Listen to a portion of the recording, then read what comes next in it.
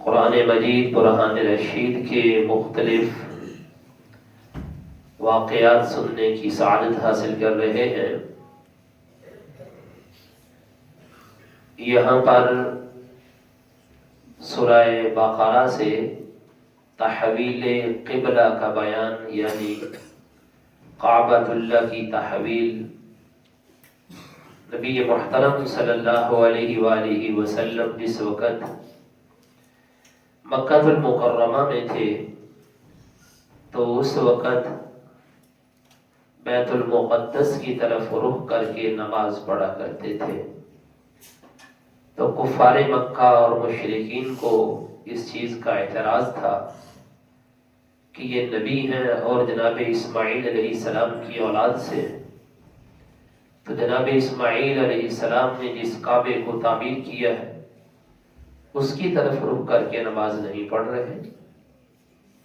تقریباً 1 سال تک نبی آخر الزمان صلی اللہ علیہ وسلم مکہ میں بیت المقدس کی طرف رخ کر کے اس انداز سے نماز پڑھتے تھے کہ درمیان میں کعبہ ہوتا اور پھر آگے بیت المقدس ہوتا، یعنی دونوں قبلوں کی جو رؤیت ہے وہ سامنے ہوتی تھی۔ پھر جس وقت مکہ پاک سے مدینہ پاک کی طرف ہجرت کر کے تشریف لے گئے، 16 یا 17 مہینے گزر گئے، تو 16 یا 17 مہینے وہاں پر بھی نبی پاک علیہ الصلوۃ والسلام بیت المقدس کی طرف رخ کر کے ہی نماز پڑھا کرتے تھے، لیکن مدینہ پاک کے اندر دونوں قبلوں کو جمع کرنا ممکن نہیں تھا، صرف بیت المقدس کی طرف ہی رخ کر کے نماز پڑھا کرتے تھے۔ اب یہ جو نبی پاک علیہ الصلوۃ والسلام بیت المقدس کی طرف رخ کر کے نماز پڑھا کرتے تھے، اس کا کوئی باقاعدہ حکم نہیں تھا۔ جس طرح نماز کے فرض ہونے سے پہلے جو سرکار صلی اللہ علیہ وسلم رکوع و سجود اور قیام کیا کرتے تھے، تو جتنی بھی عبادتیں تھیں نازل ہونے سے پہلے یہ نبی پاک علیہ الصلوۃ والسلام کا اپنا کشف تھا کہ اپنے کشف کے ساتھ، الہام کے ساتھ عبادتیں اور قبلہ کی تعیین تھی۔ اب یہ جو یہودی تھے یہاں پر مدینہ پاک کے اندر کہنے لگے کہ یہ دین نیا لے کر آئے ہیں لیکن قبلہ ہمارا ہی استعمال کر رہے ہیں، اور اس چیز کے اوپر شیخی مارتے تھے اور لوگوں کے سامنے کہتے تھے دیکھنا ایک وقت آئے گا ان کے پاس تو آج اپنا قبلہ بھی نہیں ہے، تو یہ دین نیا لے کر آئے ہیں، قبلہ ہمارا استعمال کر رہے ہیں، تم لوگ گواہ رہنا اس چیز کے اوپر کہ یہ آہستہ آہستہ ساری ہماری باتیں مان جائیں گی۔ آقا کریم صلی اللہ علیہ وآلہ وسلم کو ان کے اس طعنے کے اوپر بہت زیادہ رنج ہوا، اور آقا کریم علیہ الصلوۃ والسلام نے جناب جبریل علیہ السلام سے جس وقت وہ حاضر خدمت ہوئے تو فرمایا میرا دل یہ چاہتا ہے کہ ہمارا قبلہ کعبہ ہو جائے۔ تو جناب جبریل علیہ السلام نے عرض کیا حضور آپ رب تبارک و تعالی سے دعا فرمائیں، کیونکہ میں تو صرف اور صرف ایک قاصد کی حیثیت رکھتا ہوں، اللہ تعالیٰ کا ایک پیغام لے کر آتا ہوں، آپ اللہ تبارک و تعالیٰ کے محبوب ہیں، اور اللہ تعالیٰ نے آپ کو اپنی بارگاہ میں یہ مقام عطا فرمایا ہے کہ آپ اللہ کی بھی مانتے ہیں اور اللہ آپ کی بھی مانتا ہے، اور یہاں پر دونوں چیزیں ہیں کہ آپ اللہ کے محبوب ہیں، آپ اللہ کی مان لیتے ہیں اور اللہ کو منوا بھی لیتے ہیں۔ یہ جبریل علیہ السلام سے مشورہ ہوا، جبریل چلے گئے۔ یہ مسجد بنو سلمہ ہے مدینہ پاک کے اندر، آج بھی وہ مسجد قبلتین کے نام سے مشہور ہے، 2 قبلوں والی مسجد۔ ظہر کی نماز سرکار دو عالم صلی اللہ علیہ وسلم وہاں پڑھا رہے ہیں۔ دوسری روایت کے مطابق یہ ہے کہ عصر کی نماز پڑھا رہے تھے، بہر ادھر سے جبریل سے مشورہ ہوا، ادھر نبی پاک علیہ السلام نے نماز پڑھانا شروع کی۔ وہ جس وقت نماز پڑھا رہے تھے تو اس وقت حالت نماز میں ہی سرکار صلی اللہ علیہ وسلم اپنا چہرہ مبارک اوپر اس طرح اٹھا اٹھا کے دیکھ رہے تھے کہ جبریل پیغام لے کر آتے ہیں یا نہیں آتے۔ ایک چاہت ہے، ابھی تو مشورہ ہوا، جبریل چلے گئے۔ اب یہ ذرا یہاں پر دیکھیے اللہ تبارک و تعالی کو اپنے محبوب صلی اللہ علیہ وسلم کا یہ انداز کتنا پسند آیا۔ اللہ تعالیٰ نے اس انداز کو بھی قرآن کے اندر سبو دیا، فرمایا قد نرا تقلب وجهک فی السماء، محبوب پیارے ہم آسمان کی طرف آپ کے چہرے کا بار بار اٹھنا دیکھ رہے ہیں۔ فَلَنُوَلِّيَنَّكَ قِبْلَةً تَرْضَاهَا، تو ہم ضرور آپ کو اس قبلہ کی طرف پھیر دیں گے جس قبلے سے آپ راضی ہیں۔ تَرْضَاهَا، آپ راضی ہیں جس قبلے سے، اس قبلے کی طرف ہم آپ کو پھیر دیں گے۔ فَوَلِّ وَجْهَكَ شَطْرَ الْمَسْجِدِ الْحَرَامِ، پیارے محبوب مسجد حرام کی طرف اپنا چہرہ کر لیجیے۔ نماز پڑھا رہے ہیں، وحی کا نزول ہو چکا ہے، اور ساتھ ہی وَحَيْثُ مَا كُنْتُمْ فَوَلُّوا وُجُوهَكُمْ شَطْرَهُ، اللہ تعالیٰ نے سارے مسلمانوں کو بھی حکم دے دیا کہ صرف یہ حکم مدینہ پاک کے واسطے خاص نہیں ہے یا اس وقت کے لیے خاص نہیں ہے، یہ حکم تم سفر میں ہو، حضر میں ہو، چاہے جو ہے وہ خشکی میں ہو، تری میں ہو، جہاں بھی ہو، سارے مسلمانوں تم اپنا چہرہ مسجد حرام کی طرف کر لو۔ سات مسلمانوں کو بھی حکم دے دیا گیا۔ نبی پاک علیہ السلام نماز پڑھا رہے ہیں۔ آپ میں سے جن لوگوں نے مسجد قبلتین کی زیارت کی ہے، میں آپ کو تھوڑا سا بتا دیتا ہوں۔ جس طرح یہ محراب ہے نہیں، یہ محراب کعبہ کی طرف، اسی طرح وہاں پر محراب اس طرح بیت المقدس طرف بنا ہوا ہے، بالکل یعنی کہ تضاد میں ہے، متضاد صفت میں ہے، ٹھیک ہے۔ ادھر آقا علیہ السلام نماز پڑھا رہے ہیں، ادھر ٹھیک ہے جی، بیت المقدس کی طرف رخ کر کے، ادھر سے حکم نازل ہوا، ذرا پیچھے صفحے بنی ہوئی ہے، آقا کریم علیہ السلام نے چہرہ اس طرح پھیرا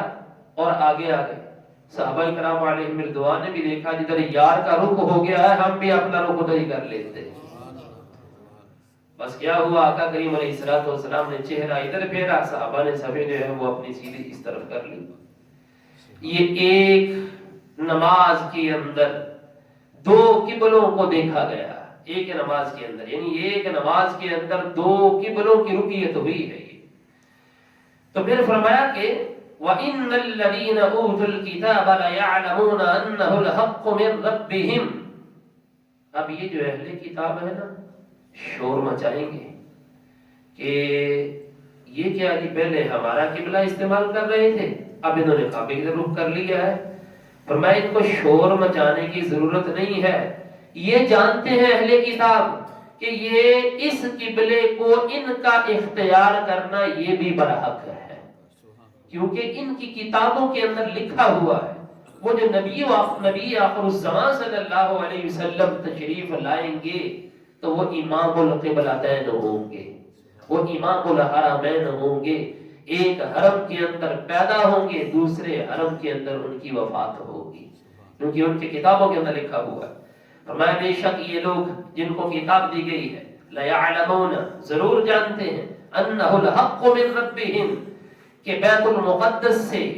کعبہ کی طرف پھرنا بالکل ان کے رب کی طرف سے برحق ہے۔ وَمَا اللَّهُ بِغَافِلٍ عَمَّا يَعْمَلُونَ، اور اللہ تبارک و تعالی جو یہ عمل کرتے ہیں ان سے غافل نہیں، اللہ غافل نہیں، اللہ کو سب کچھ معلوم ہے۔ اچھا، پھر یہ تو رکیت ہے، یعنی کہ تحویل قبلہ ہو گئی، ایک قبلہ سے دوسرے قبلے کی طرف رخ ہو گیا، تو اللہ تبارک و تعالی نے پھر مزید فرمایا کہ اب چوکوں چوراہوں پہ باتیں ہونا شروع ہو جائیں گی، جو لوگ باتیں کریں گے نا وہ بندے بے وقوف ہوں گے، اللہ تعالیٰ نے باقاعدہ بے وقوف کہا ان کو۔ فرمایا سیقول السفہاء من الناس ما ولاہم عن قبلتہم التی کانوا علیہا، ان قریب بے وقوف لوگ کہیں گے کس نے ان کو ان کے قبلے سے پھیر دیا ہے؟ پیارے محبوب آپ نے ان کو جواب دینا ہے، قل آپ نے ان کو کہنا ہے للہ المشرق والمغرب، مشرق بھی اللہ کا ہے مغرب بھی اللہ کا ہے۔ دراصل یہ مشرق مغرب کی بات کیوں ہوئی؟ یہودی لوگ جو تھے نا اور عیسائی، یہ بیت المقدس طرف ہی رک کر کے نماز پڑھتے ہیں، لیکن ان کا آپس میں فرق ہے، تفرقہ ان کا آپس میں وہ کیا؟ یہ جو عیسائی لوگ ہیں یہ مشرقی جو دیوار ہے نا بیت المقدس کی، اس کی طرف رک کر کے نماز پڑھتے ہیں، اور یہودی مغربی دیوار کی طرف رک کر کے نماز پڑھتے ہیں، پڑھتے بیت المقدس طرف رک کر کے ہی ہے، لیکن ایک مشرق کی طرف بیت المقدس کا مشرقی حصہ اور ایک بیت المقدس کا مغربی حصہ۔ تو اللہ تعالیٰ نے اپنے محبوب صلی اللہ علیہ وسلم سے فرمایا پیارے محبوب جس وقت یہ بیوقوف لوگ باتیں کریں نا تو آپ نے ان کو کہنا ہے کہ یہ جو کچھ بھی ہو رہا ہے میں تو اپنے مالک کے حکم کا تابع فرمان ہوں، میرا مالک مجھے جدھر بھی کہہ دے میں ادھر رخ کر لیتا ہوں، نہ میں مشرق کا پجاری ہوں نہ میں مغرب کا پجاری ہوں، ساری جہتیں اللہ کی ہیں، میں تو صرف اور صرف اللہ تبارک و تعالیٰ کا عابد اور ساجد ہوں، یعنی اپنے رب کی عبادت کرتا ہوں، نہ مشرق کی عبادت کرتا ہوں نہ مغرب کی عبادت کرتا ہوں۔ یہدی من یشاء الی صراط مستقیم، اللہ تعالیٰ جسے چاہتا ہے سیدھے راستے کی ہدایت عطا فرماتا ہے۔ یہاں سے مفسرین نے ایک نقطہ اخذ کیا ہے، وہ بات جو ہے وہ سننے کے قابل ہے۔ وہ لکھتے ہیں دینی باتوں پر اعتراض کرنا یہ بے وقوفوں کا کام ہے، دینی باتوں کے اوپر اعتراض کہ دین میں یہ ایسا کیوں ہے جی، ایسا ہونا چاہیے، اپنی عقل کے گھوڑے دوڑاتے ہیں اور پھر کہتے ہیں کہ ہم یہ کہتے ہیں کہ اس طرح ہو جائے دین میں تو کیا ہی بات ہے، یعنی اپنے مزاج کی بات کرتے ہیں۔ فرمایا یہ بے وقوف لوگ ہیں، جس وقت یہ اسلام میں آ جاتے ہیں تو اسلام کے ماننے والے یہ نہیں دیکھتے کہ ہماری عقل کیا کہتی ہے، اسلام کو ماننے والے یہ دیکھتے ہیں کہ ہمارا مالک کیا فرماتا ہے۔ لہذا دین کی باتوں کے اوپر اعتراض کرنا یہ عقل مندوں کا شیوا نہیں ہے، یہ بے وقوفوں کا طریقہ ہے۔ ٹھیک ہے، فرمایا پھر اس کی وجہ پتہ کیا ہے؟ فرمایا دیکھیے عام دنیا داری کے اندر کو بندہ اپنا مال برباد کر لے اس کو بے وقوف کہا جاتا ہے، تو جو بندہ اپنے اعمال کو برباد کرے، اپنے ایمان کو برباد کر بیٹھے تو وہ بڑا بے وقوف ہے۔ لہذا اللہ تعالیٰ نے ان کو اس لیے بے وقوف کہا ہے کہ جو ہمارے قبلہ کی تبدیلی کے اوپر اعتراض کریں گے وہ لوگ کیا ہوں گے؟ بے وقوف ہوں گے۔ اچھا پھر لوگوں نے جو ہے ایک اور بات بھی کہی، چوکوں چوراہوں پہ کھڑے ہو کے مسجد کے اندر کوئی معاملہ ہو جائے نا تو لوگ جو ہے نا وہ چوکوں چوراہوں پہ جہاں مثلا چائے والے کھوکھے بنے ہوئے ہیں، ٹھیک ہے، ارد گرد کوئی معاملہ ہو جائے تبصرے کرتے لوگ یہ آجائے تھے آپ معاملہ ہو گیا وجہ کی بات، حالانکہ انہوں نے مسیح اتنا تعلق کوئی نہیں، مسیحیں نہیں انہوں نے تبصرے کرنے۔ اچھا سب سے مثال کے طور پر بتاتا ہوں آپ کو، مسجد کے اندر کوئی بندہ اذان غلط پڑھ دے، مثلا صلاۃ خیر من النوم نہیں پڑھا گیا، بھول گیا، سب تو زیادہ تبصرے انہاں بندے نے کرنے یہ مسیحیں پڑھتے ہی نہیں۔ اچھا وہ کہنے نہیں والا کہ لو جی مسیحیں اذان غلط ہو گیا، اذان غلط ہو گئی۔ اچھا امام صاحب ادھر بھول جائیں، اچھا میں جا رہا ہوں مثلا نماز پڑھا آگے تو جڑا بندہ مسیحیں نہیں نہ پڑھیا وہ پوچھتا مینوں امام صاحب خیر سی ہے تسی مثلا بھول گئے سی، تو میں نے کہا میں تو آج بھولا ہوں لیکن آپ تو کب کے بھولے ہوئے، مسجد میں آئے نہیں۔ سب سے زیادہ تبصرہ یہ لوگ کرتے۔ اب تبصرے کیا ہوئے ذرا سنیے، تبصرے یہ ہوئے چلے ٹھیک ہے جی انہوں نے یہ جو کعبہ تبدیل کر لیا ہے، یہ تقریباً انہوں نے 1.5 پونے 2 سال نمازیں جو بیت المقدس کی طرف رخ کر کے پڑھی ہیں وہ ان کی نمازیں ہوئی یا نہیں ہوئی، وہ ناقص ہیں یا کامل ہیں؟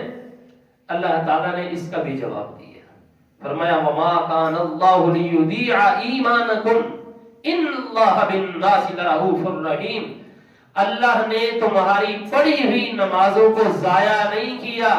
اللہ تعالیٰ نے مہربانی فرمائی ہے، اللہ نے وہ نمازیں بھی قبول کر لی ہیں اور یہ نمازیں بھی قبول ہیں، لہذا تمہاری کوئی نماز رد نہیں ہوئی۔ دوستو سب سے بڑی بات اس واقعے کے اندر یہ ہے کہ محبوب صلی اللہ علیہ وسلم کی جو چاہت تھی اللہ تعالیٰ نے پوری فرما دی، اور پوری بھی کیسے فرمائی کہ این نماز کے اندر ادھر نماز پڑھی جا رہی ہے، پیارے محبوب ابھی سلام نہیں پھیرنا، سلام پھیرنے سے پہلے ہی اپنی چاہت کو پورا فرما لیجیے۔ قبلۃً ترضاھا، پیارے محبوب ہم وہ قبلہ بنائیں گے جس سے آپ راضی ہوں گے، ترضاھا،